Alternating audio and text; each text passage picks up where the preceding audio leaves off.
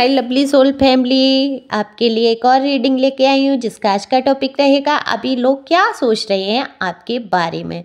तो क्या लोगों के मन में विचार चल रहे हैं, क्या वो सोच बना रहे हैं आपके लिए, यही देखेंगे आज टैरो कार्ड के माध्यम से। और ये जनरल रीडिंग होती है, आपसे रेजोनेट हो भी सकती है पूरी तरीके से और नहीं भी हो सकती है। तो जितना आपसे रेजोनेट होगी उतना तो आपके लिए होगी, बाकी हिस्सा जो बचता है वो किसी और सोल के लिए हो सकती है। तो आप बताना ज़रूर कमेंट्स करके कितना आपसे रेजोनेट हुआ, और एक लाइक तो बनता ही बनता है। और आप सब्सक्राइब भी कर सकते हैं पहली बार आए हैं तो, क्योंकि आपकी एनर्जी मैं इसी तरीके से पिकअप कर पाती हूँ। तो कार्ड मैंने पहले ही शफल कर लिए हैं, तो कार्ड में दिख रहा है कि आपने बहुत लोगों की केयर की है, हद से ज़्यादा आप लोगों के साथ लगे रहे, गिवन नेचर में रहे। अगर आपसे दो बातें कह भी देता था कोई तो आप हंस के टाल देते थे। आपने हर तरीके से अपने रिश्तों में समझौते किए हैं, चाहे वो मित्रता हो, चाहे हस्बैंड वाइफ का हो, चाहे आप किसी प्रेमी प्रेमिका बोलूँगी हिंदी में शुद्ध, लव अफेयर हो, या जो भी बड़ों से रिश्ता रहा हो, माता पिता का रहा हो, आपने हमेशा हर रिश्ते में हद से ज़्यादा किया है। लेकिन लोगों ने आपको समझा बहुत कम है, लोग समझ नहीं पाए आपकी फीलिंग्स को। आपके हद से ज़्यादा चीज़ों को करने से या झुकने से या दबने से लोग आपको डरपोक समझने लगे आप कायर हैं, आपके अंदर हिम्मत नहीं है, आप कुछ कर नहीं सकते, ऐसी सोच उन्होंने बनाई। फिर आपको महसूस हुआ और आपने जाना कि अरे ये तो लोग मुझे बेवकूफ़ ही समझे जा रहे हैं, मैं हर लोगों के साथ किए जा रहा हूँ। क्योंकि ये जनरल रीडिंग है तो मेल फीमेल दोनों के लिए ही है, आप जो भी देख रहे हैं।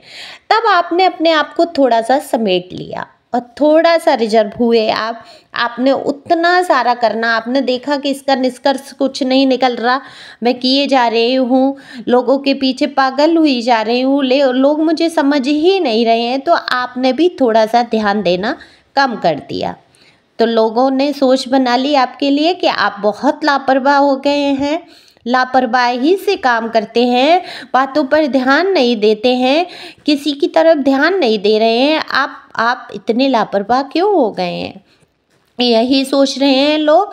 लेकिन आप लापरवाह नहीं हैं, आप परिस्थितियों को अब समझने लगे हैं कि आपको अब कोई बेवकूफ़ नहीं बना सकता, उल्लू नहीं बना सकता, क्योंकि आप समझ चुके हैं कि हद से ज़्यादा किसी के साथ करने से लोग आपको कायर समझ लेते हैं, आपको उतनी वैल्यू नहीं देते हैं, सोचते हैं अरे ये तो कहते हैं ना हर वक्त उपलब्ध रहोगे आप किसी की एक उस पर। अब होता क्या है, दिल के जो सच्चे लोग होते हैं वो ये सोचते हैं अगर मेरी वजह से किसी का काम बन जाए या मैं उसके साथ खड़ा हो जाऊं या खड़ी हो जाऊं तो शायद उसके जीवन में कुछ अच्छा हो जाए।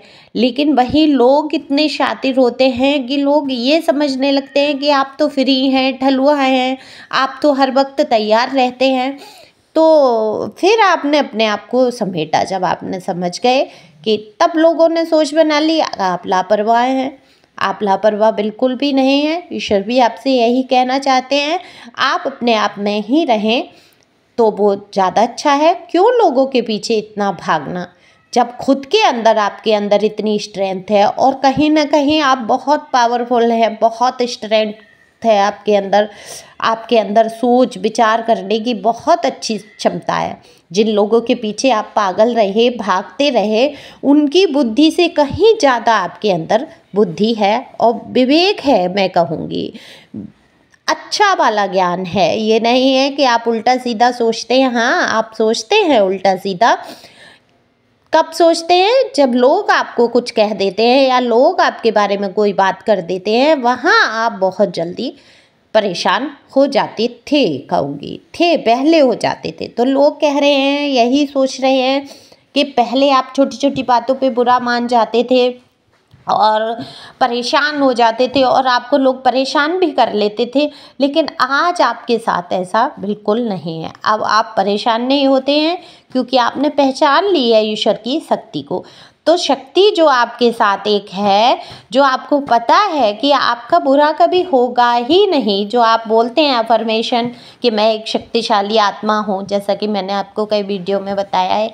जब आप ये बोलते हैं कि मैं एक शक्तिशाली आत्मा हूँ, मेरा कोई कुछ नहीं बिगाड़ सकता, मेरे साथ ईश्वर हैं, तो वाकई आपके साथ वो सब होने लगता है और आपके अंदर एक शक्ति जाग जाती है। तो लोग यही सोच रहे हैं कि इतनी ताकत, इतनी आपके अंदर मजबूती आई कहाँ से। पहले तो ये बहुत ऐसा था, लोगों के पीछे भागता रहता था या भागती रहती थी, हमारे ही बारे में सोचती थी, हमारे ही पीछे लगी रहती थी।